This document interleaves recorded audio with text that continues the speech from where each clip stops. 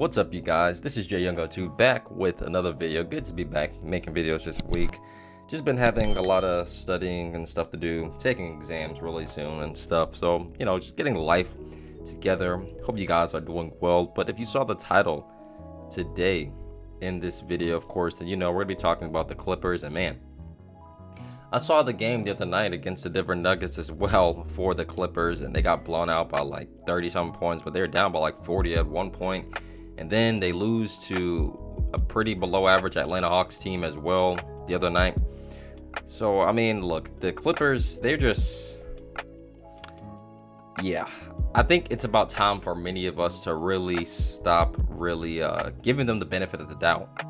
I've done that. And look, to be honest, they were one of the teams that were considering the favorites this year to come out of the Western Conference. Of course, when we look at them on paper, they look like they can possibly be the best team. They got John Wall this year, of course, and many of us thought that he would be a huge piece for them. But let's be real, he has not really been the greatest piece for them. I think he's averaging around 11 points per game, and he's shooting a very, very low percentage from three-point line. And just Kawhi Leonard and Paul George in general, and Tyronn Lue, I will put in that conversation as well.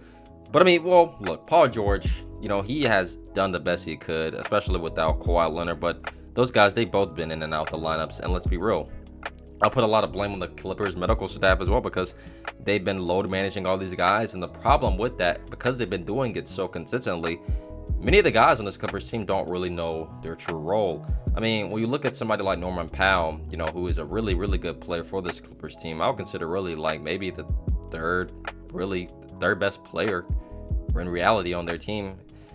He doesn't really have a defined role truly, because obviously there's nights that when these guys do play, Kawhi, Paul George, he may be getting a few shots attempted per night, but when they're not there, he's maybe getting 20 shots per game he's taking up. So many guys on this team really don't have a defined, clear role because of Paul George and Kawhi being in and out of the lineup constantly. And another thing as well, of course, with that is that Tyronn Lue is not putting in the greatest lineups for games each and every single night. So that's why a lot of the blame as well has to go on him as the head coach. They also have a 21-21 record right now, and they're of course on a losing streak right now at the moment. They have not really been playing that well over the stretch, and most of the wins that they've even gotten over the course of the regular season has been against below 500 teams to begin with. And when we look at the Clippers and we see the direction that they're going, we're asking a lot, especially for Kawhi Leonard to come back and play at his true form.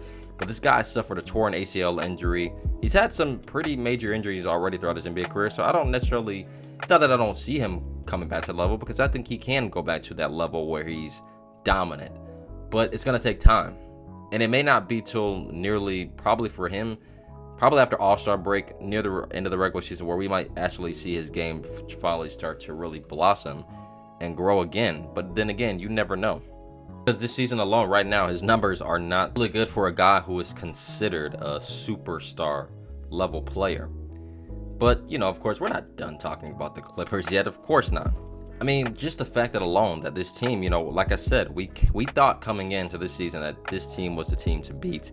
Because when you see all the players, I mean, Norman Powell, Nicholas Batum, Terrence Mann, Zubac, Marcus Morris, I mean, they have so many guys on this team who we can talk about who are really good players, guys that can be literally starters on other teams.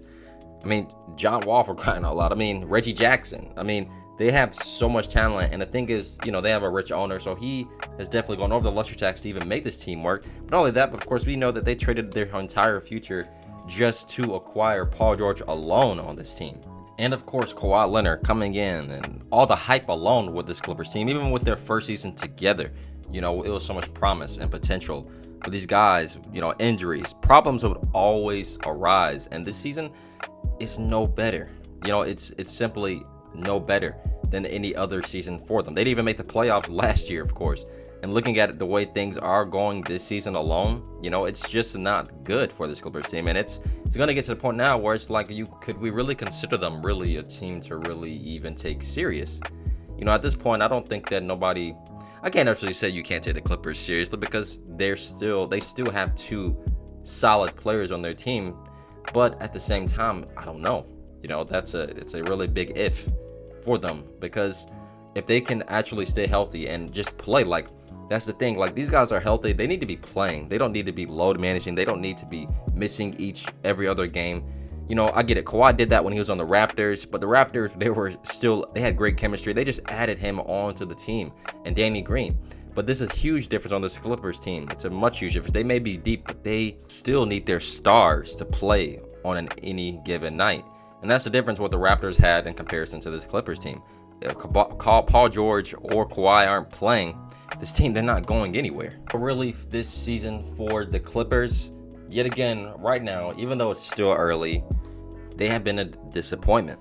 And if things turn out the way that they possibly can, then this team will go down in history as one of the most overrated teams of all time.